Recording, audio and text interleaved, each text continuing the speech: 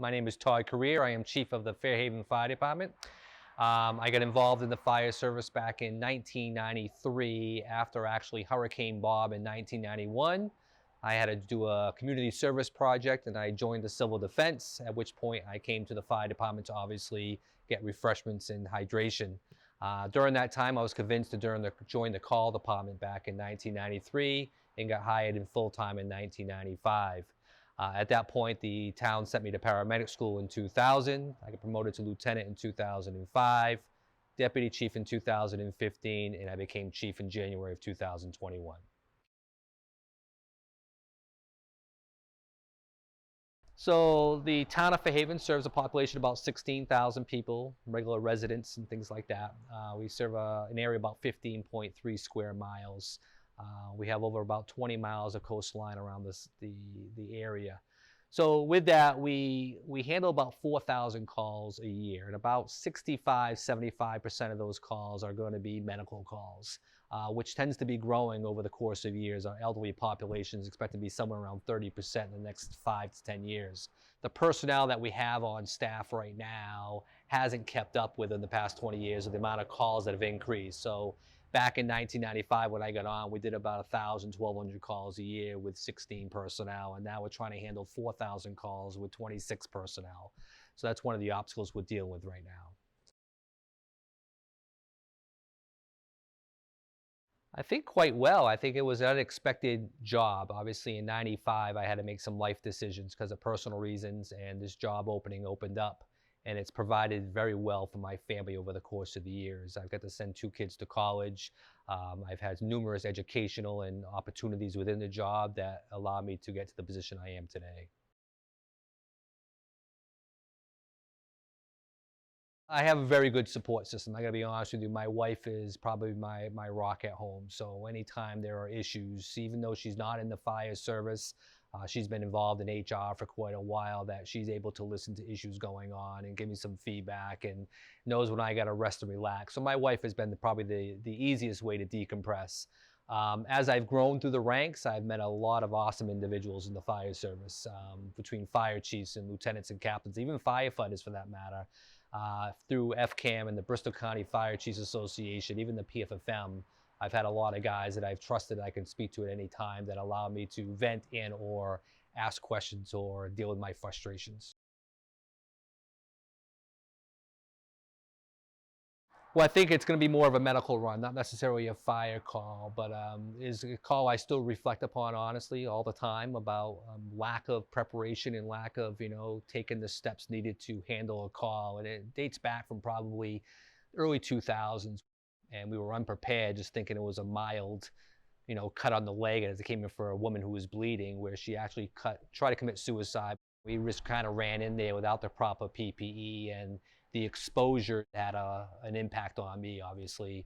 Nothing long lasting, but enough that I had to go home and talk to my wife about. I was on medication for a while, things like that. So I teach about it now. I talk to the individuals today about the necessity of taking the extra 5–10 seconds to take a deep breath, look at your surroundings. If it's a building on fire, look at that building. If it's a medical call, think about what you're going into and making sure you are putting the appropriate PPE on.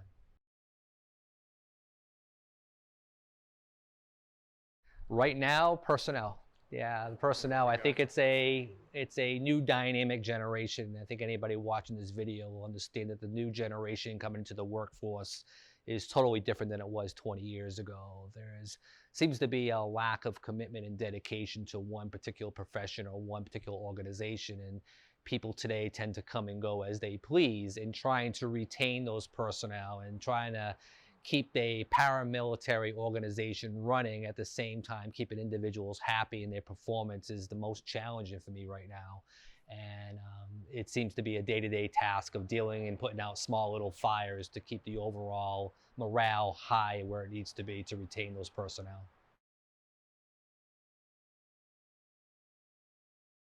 Despite what I may have thought personally back in the day that I wasn't good enough or couldn't succeed enough, I had 2 older brothers that really were.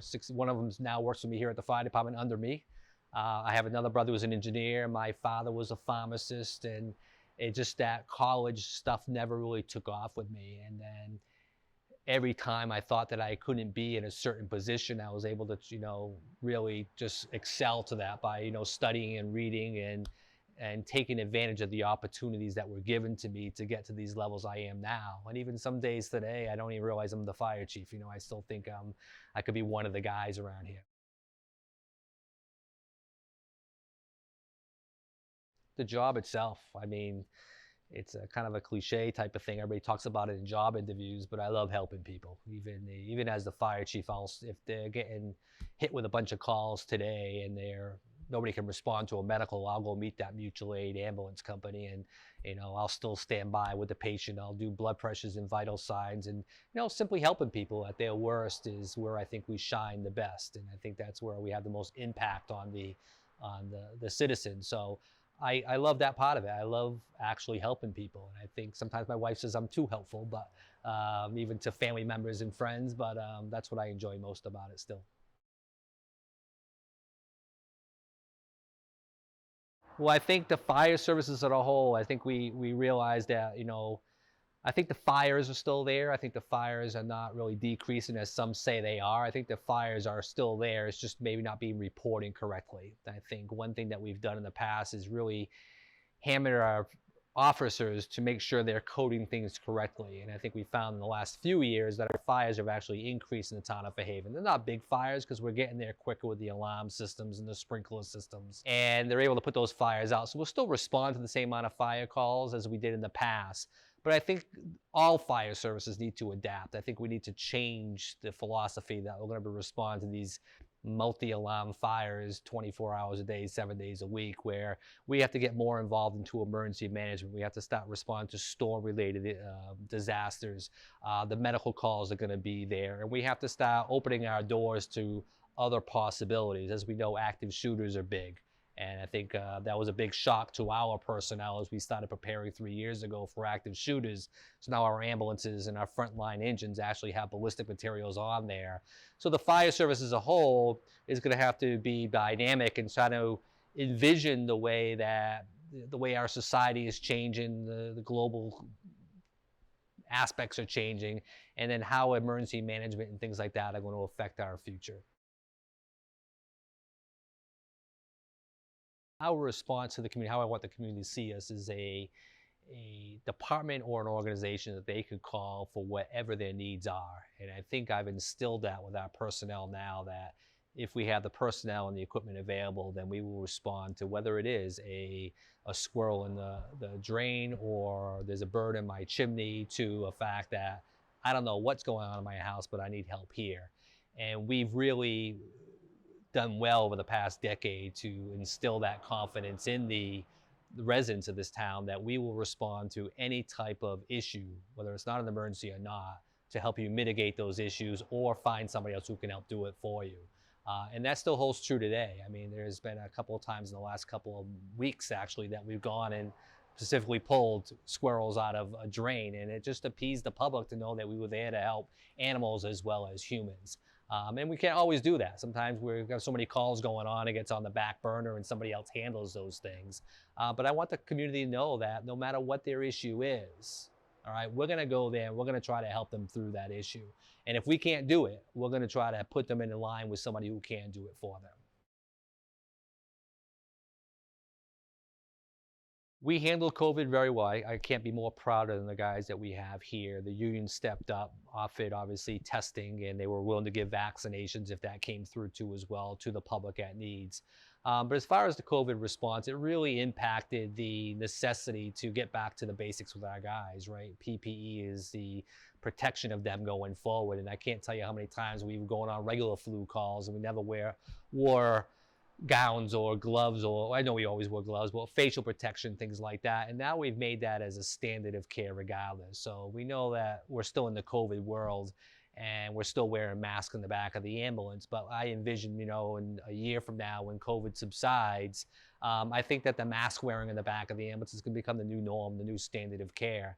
And I think from our standpoint, we were partially prepared for it, but we were a little unprepared, meaning that we had some leftover supplies back from the H1N1 virus in 2008, 2009, and some of it was expired. but it was all we had at the time to get by at that particular time frame. So I think the emergency management aspect of that, the preparedness aspect of that, getting equipment in here for the future disasters is going to be one of my goals in the next couple of years. Training is one of my goals as the new fire chief here. Training's been very difficult with the amount of calls that have been increasing, and getting the personnel to sit down as a group and or do individual training has been frustrating for me. I ran the training division for about 10 years, from 2005 to 2015. And I think sometimes the expectations I have from those officers down in the training role are difficult for them to achieve what I achieved back then. So training is big, and I think that I have a very young department, so 70% of my personnel right now that are full-time have less than 5 years experience. So they're very junior, they're very new at this job, and they haven't seen the fires that some of my veteran personnel have seen.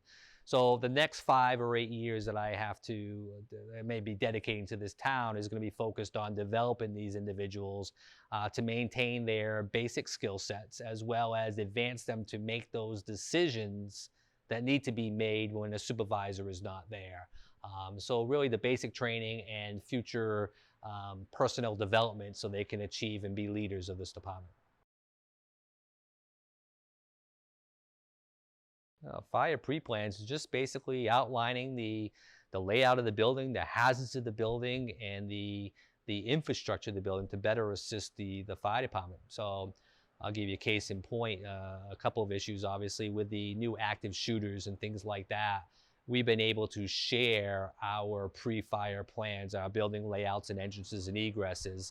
We offer that service to the police department. So anytime they have an issue, we can bring over our pre-fire plans and show them how buildings are laid out.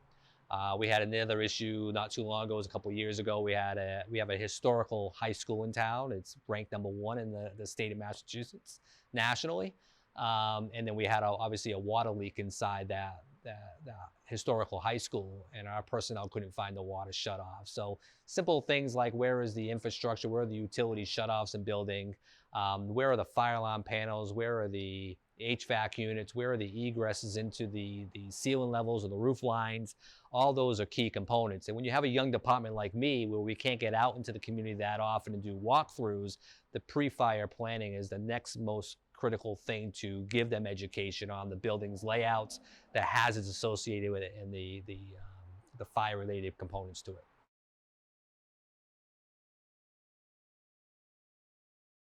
Yes, I think the town has been very good infrastructure-wise and capital planning-wise to give me the tools to do the job.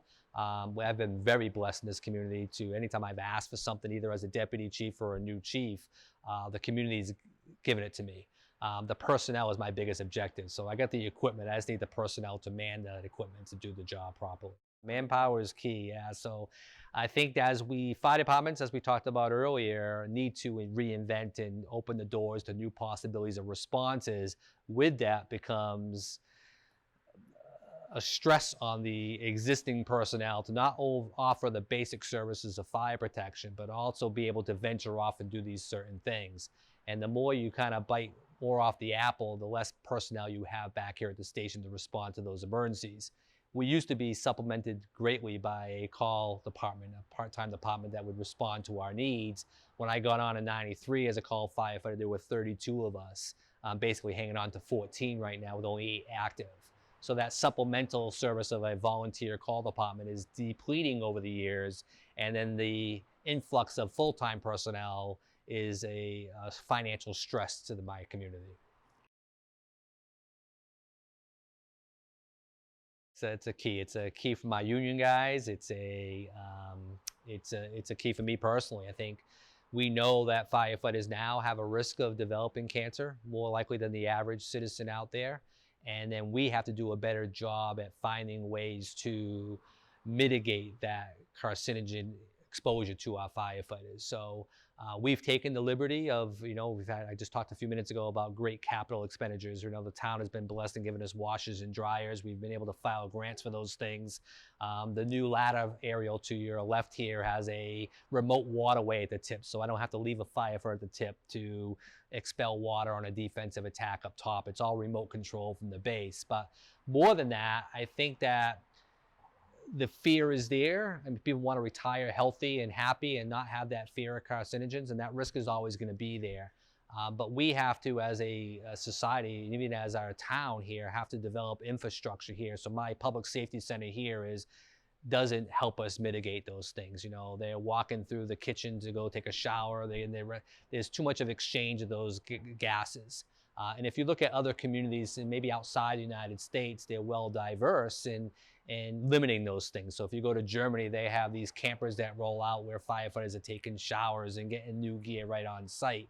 But the American, and especially Massachusetts and Fairhaven, Mass in particular, haven't made those investments. So we are striving right now for a brand new public safety center. That's one of my first reasons why we need one in our application, is not only for space and a training building in the back, but also an ability for our guys to decontaminate themselves when they come back from calls appropriately and safely.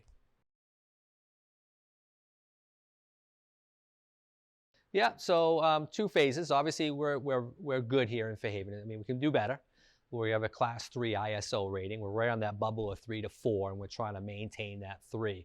Our response times are good because we're a very small department. Even though we're getting there with probably limited personnel, we're getting there. So with that ISO ranking and privilege, we want to either maintain it or I'm trying to improve upon it. I don't think there's any way a small community like ourselves would ever become a Class 1, but a Class 2 is achievable. And part of that is, obviously, we have the equipment. I'm looking to update some personnel, but training is such a high score in that ISO rating, and be able to track that training process. So we just invested, obviously, in a training platform to do the video training, and we've got a training officer full-time to do the practical component of that, but be able to track that. What is going to be a company training record, an officer training record, a night training record, things like that, to comply with those ISO requirements. And then obviously using that data coming out of the software program to kind of tell us what we're weak at and improve upon that. The new building obviously is going to give us the training infrastructure we need, right? We don't have a 2-story training tower with a burn room. We don't have that capability, but it's something that we want to have in the future. And going off site, you can talk about going to another community or another neighboring town or the fire academy, is not always feasible with the economic times we're in right now, and or the space requirements, time requirements associated with that. So being able to have that infrastructure right in the back of a new public safety complex, and make it dynamic, make it so the law enforcement can use it for their training too as well. I'm all on board with that, but make it a universal training platform that will help us assist with that.